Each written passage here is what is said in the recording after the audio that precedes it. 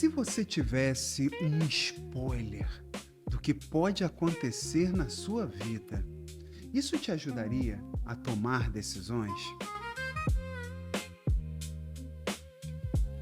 Hoje, no nosso Podvox, nós vamos ter o prazer de conversar com o Vitor Valente para desmistificar, para trazer aqui para a gente algumas reflexões sobre o tarô.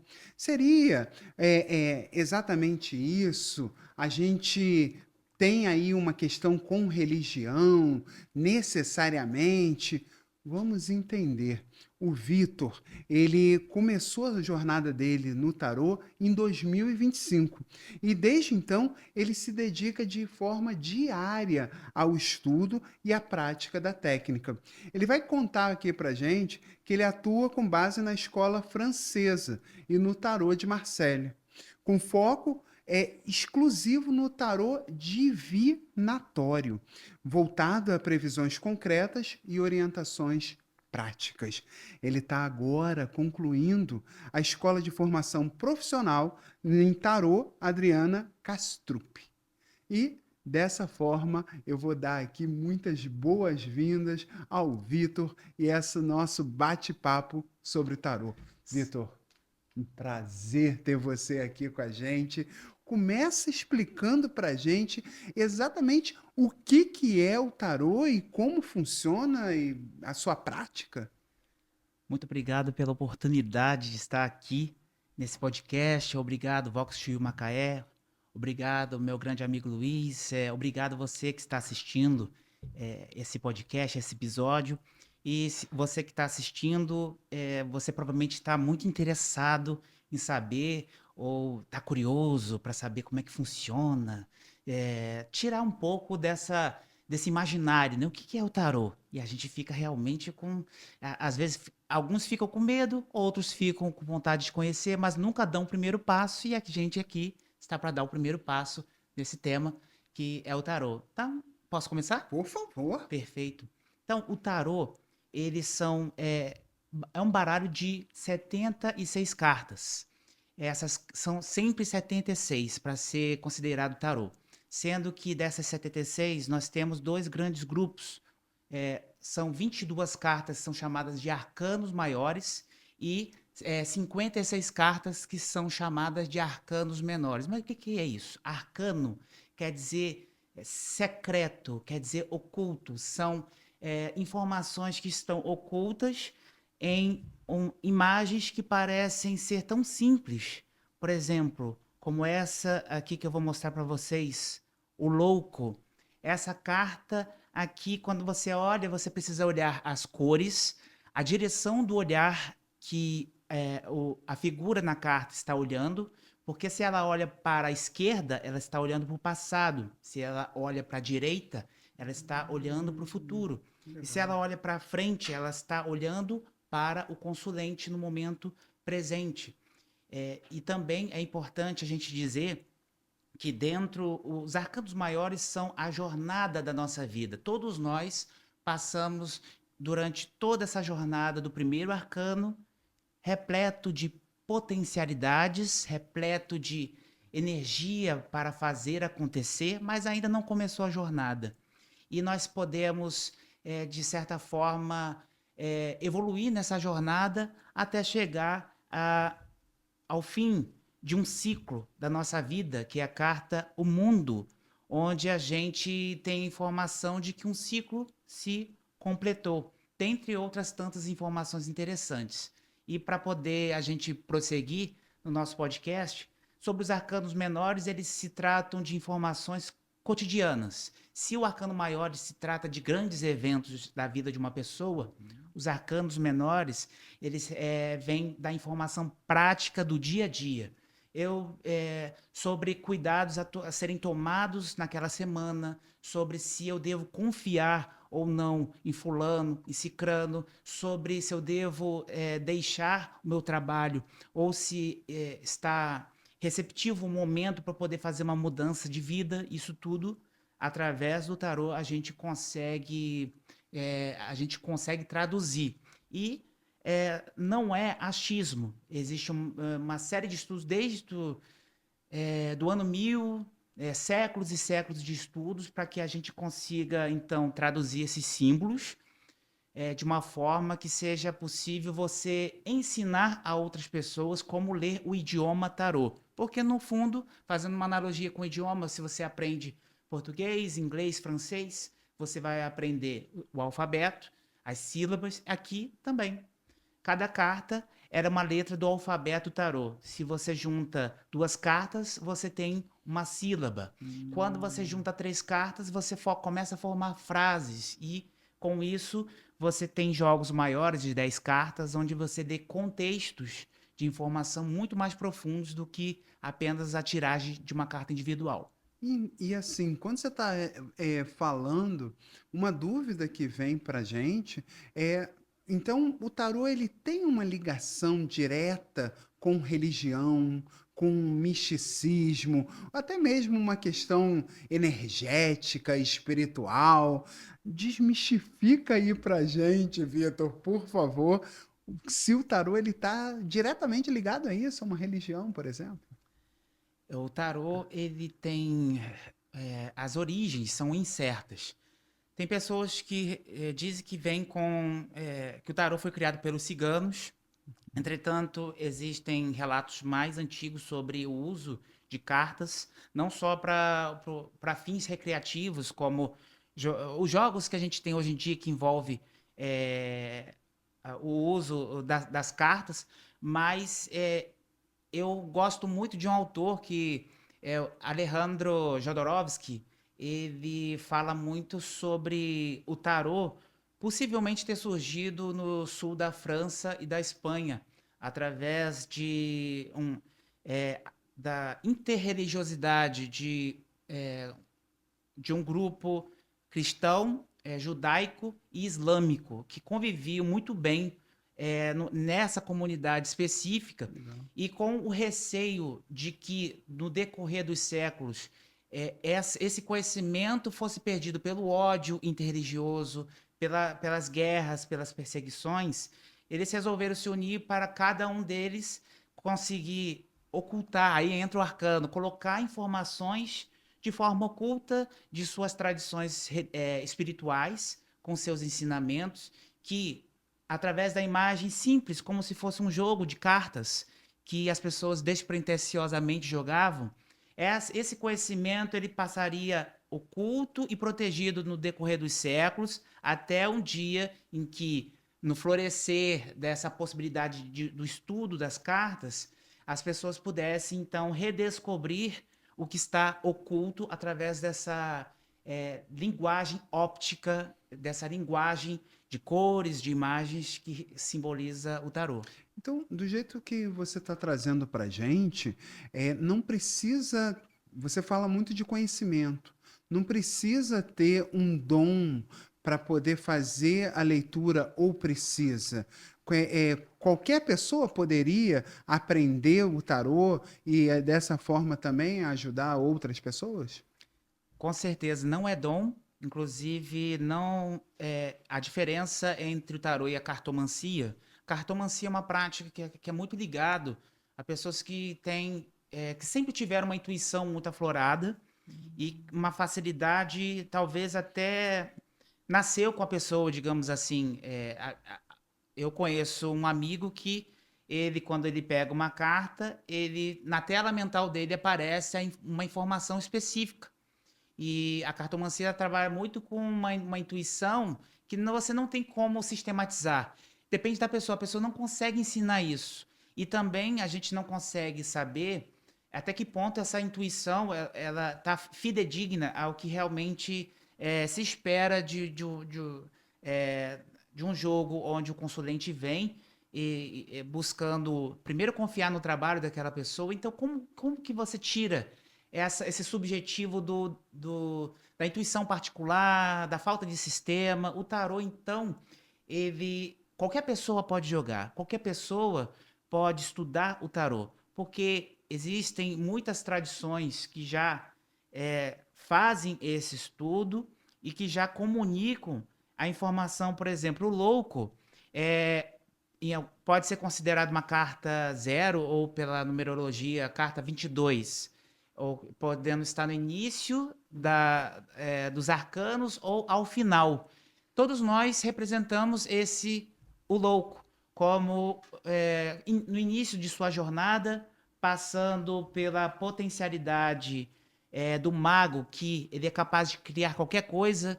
Entretanto, o mago, quando ele não cria, ele fica só no imaginário. Então, o perigo de você sempre querer começar a criar e nunca terminar aquilo que você começa é o lado sombrio desse arquétipo, dessa imagem do mago. E dependendo do jogo, você consegue verificar esse poder de criação que simboliza o mago. Ele está sendo aplicado para as forças da vida ou ele está sendo reprimido? E no jogo a gente consegue verificar. Por exemplo, se saiu a Imperatriz, que é uma carta de expansão, é uma carta poderosa de expansão. Geralmente ela significa um sim. Quando ela sai no jogo, é uma carta de sim, é uma carta de vai à frente. Você pode dar o passo, que vai dar tudo certo. E existem cartas que são. Eu mostrei invertido. Essa é a carta Imperatriz, é 3.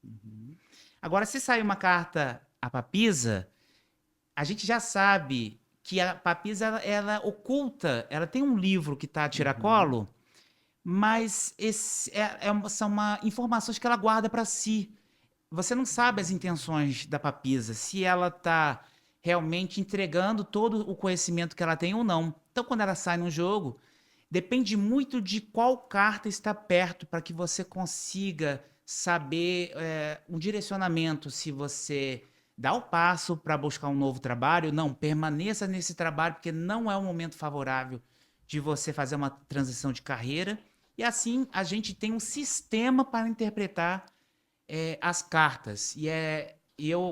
Quando você mencionou sobre a escola francesa, é porque tem diversas escolas. Eu estou sendo formado pela escola francesa a minha mestra é a Adriana Castrup, ela tem mais de 4 décadas de experiência com essa abordagem francesa, principalmente lidando com o tarô de Marseille, que tem outros tipos de tarô no mercado, mas essa aqui ela se trata da simbologia mais tradicional, e eu prefiro ir pelo caminho seguro de uma abordagem já conhecida.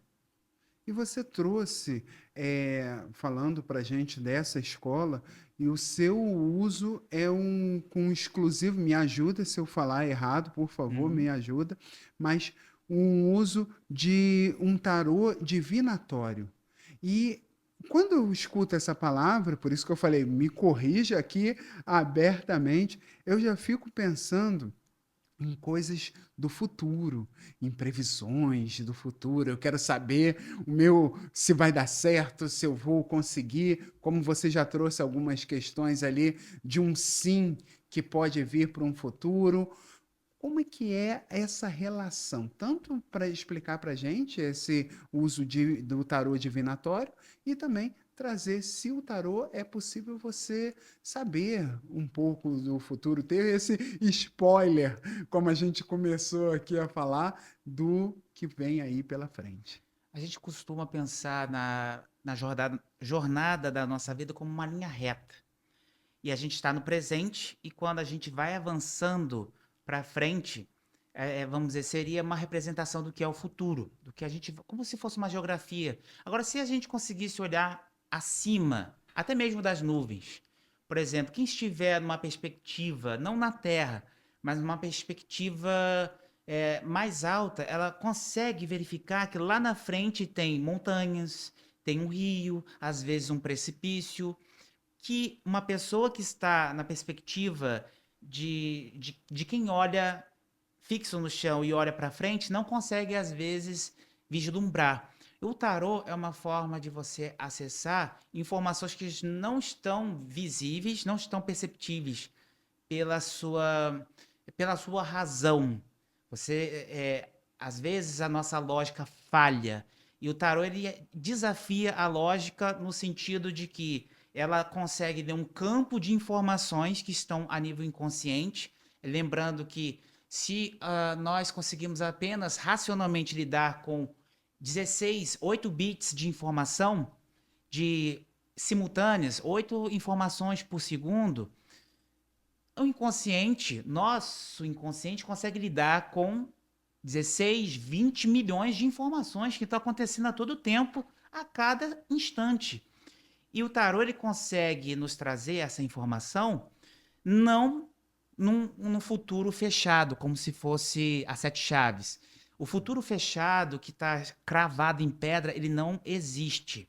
O tarô, assim como, por exemplo, quando a gente pensa em Nostradamus, a gente pensa que as profecias que ele trouxe foram para poder dizer tá tudo acabado, pode desistir da Terra. Não. As profecias existem justamente para que a humanidade evite esses cenários possíveis vistos naquela profecia. O tarô ele trata também de informações de cenários altamente prováveis pela caminhada da vida da pessoa, entretanto não é cravado em pedra. Tanto é que vai sair num jogo, muitas das vezes, cuidado com essa sua confiança irrestrita em qualquer pessoa. Ou você está com muito medo de dar o passo para a transição de carreira, e esse medo ele vai te levar a viver um aspecto sombrio de um arcano que você já deveria ter se posicionado na expansão do número 3 da Imperatriz. Então a carta ela vem avisar sobre carta verde. Sim, é maravilhoso esse caminho. Entretanto, não tem como você utilizar pelo tarô, por exemplo, uma leitura de que daqui a 3 meses e meio, daqui a 45 dias, vai acontecer de uma pessoa te ligar e falar sobre uma oportunidade incrível, e você vai viajar vai fazer uma viagem para fora do país. Ela não vai te dar o tempo certo. Ela vai falar é possível em algum momento da sua jornada você vai encontrar parceiros comerciais que você deve estar atento quando eles oferecerem a proposta. Vai com tudo, vai para frente. É isso que vai dizer. Ela vai te dar contextos favoráveis e desfavoráveis. Entretanto, deixa ao consulente o poder da escolha, da decisão, porque no final a, a sua vida está em suas mãos. Você pode ouvir o que o tarólogo fala, ignorar completamente, ou você pode ser um aprendiz, um atento, ter humildade de perceber o que vale a pena você crer e o que, de repente, vale a pena você confiar nessa intuição interior. Porque, no fundo, o tarô ele fala de confiança na própria intuição. E aí, antes de passar para a evolução do podcast, eu queria muito frisar de que você pode talvez não ter iniciado uma formação de tarô, mas você pode começar hoje mesmo olhando uma carta como essa e já começar a olhar fixamente para essa carta. O que ela te passa? O que as cores dessa carta te passam? Quando uma pessoa, ao acaso, pega uma carta, por exemplo, como esta aqui, o que ela te passa? Qual a energia? Ela te passa uma sensação boa, uma sensação de aviso, de advertência? Porque isso também é o desenvolvimento da intuição que o tarô se propõe. Então você pode, às vezes, ignorar aqueles livrinhos que acompanham os baralhos quando você vai comprar e confiar na sua percepção própria. E com isso você já está fazendo o estudo do tarô. E assim, existe alguma carta, você está mostrando algumas pra gente, e eu não vi nenhuma negativa. Eu não vi nenhuma carta do mal. Me diz aí se tem, porque eu já estou até preocupado ali do baralho ali, você falar isso e vir alguma carta aqui mais pessimista. Existe isso?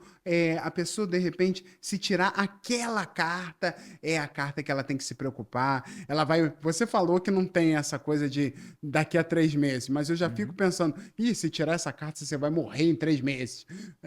Existe alguma coisa dessa forma, Vitor? Olha, existem muitos tarólogos que têm a tendência, assim, para que possam falar rapidamente, de forma prática, para que a pessoa entenda, falar, essa carta aqui, ela indica ou conflito, ela indica, ixi, é porque quando a gente, por exemplo, pergunta, eu quero muito é, criar minha empresa, eu já posso dar o passo. Então, quando a pessoa vai buscar um tarô, ela quer ouvir o sim, de qualquer jeito. Só que às vezes não é aquilo que sai nas cartas. Sai uma carta, por exemplo, eu vou mostrar aqui. Quando sai uma carta como essa, o pendurado, quando a pessoa olha para uma carta como essa, ela tem uma sensação assim, a pessoa tá, ela, alguns chamam de o enforcado. Não é nesse, na tradição que eu estudo, nessa escola francesa, a gente fala o enforcado ou o pendurado. Note que ele não tá, ele está pendurado pelo pé.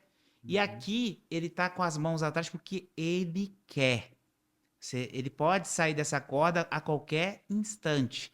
É uma carta que diz assim: é momento de refletir, não é momento de agir. É considerada uma das cartas mais lentas em termos de processos do tarô. Quando ela sai, quer dizer, senta e espera, porque o que você quer não vai sair para ontem, depende de muitas coisas.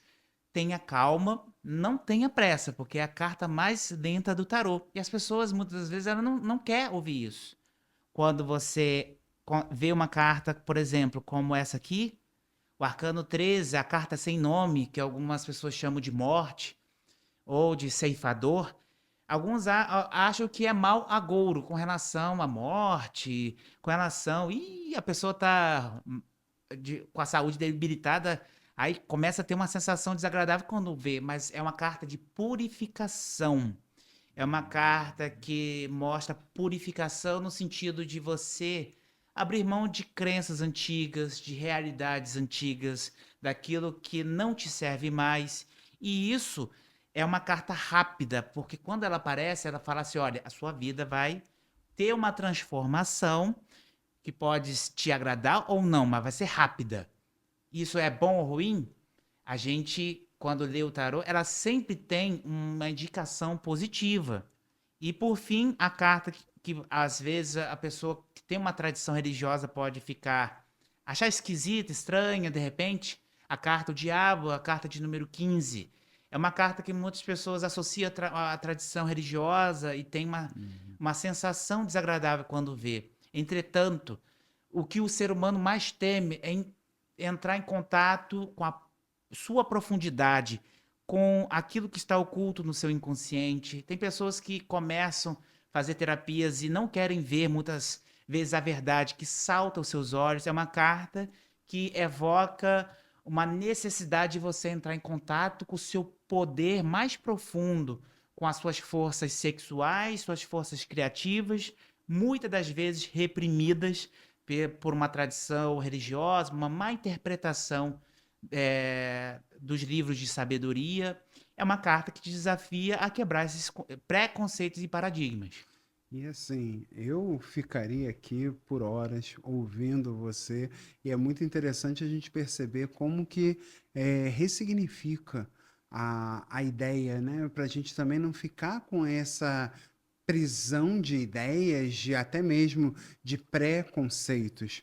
E é muito bacana, Vitor, ver você, ouvir você falando, trazer aqui algo de dentro que você já tem treinado desde 2025, já tem feito os seus estudos diários.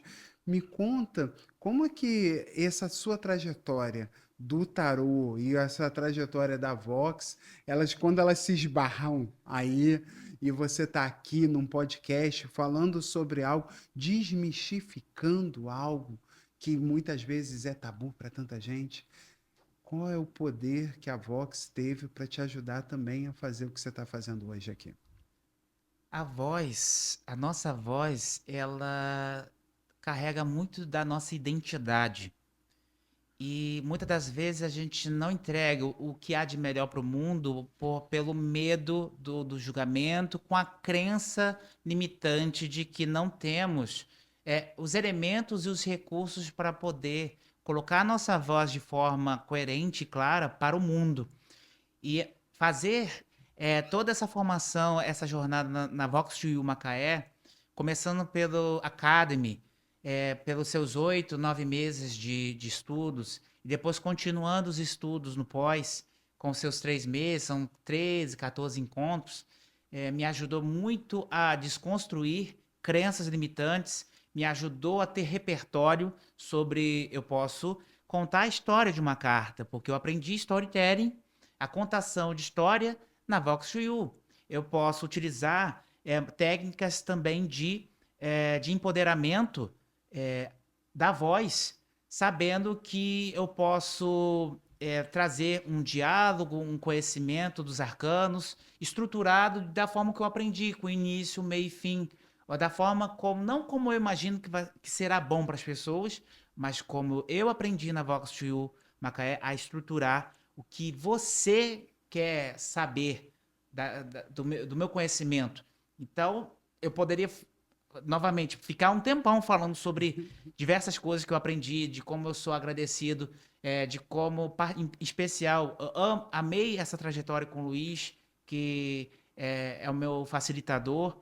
Eu tenho só a agradecer profundamente e convidar você também a participar da família Vox2 Macaé e também a me seguir nas redes sociais através do Instagram, Descomplicando Tarô, com T no final, Descomplicando Tarô.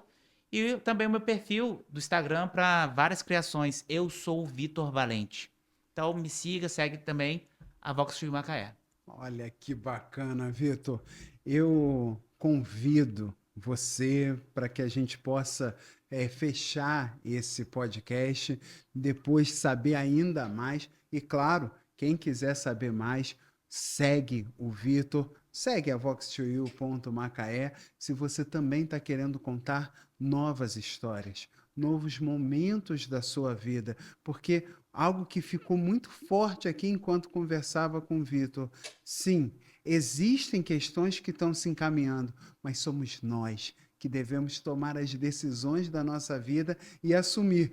Podemos estar com a corda prendendo a gente, mas a gente tem o poder de escolha, de sair se a gente quiser realmente usando a vontade, usando a nossa força.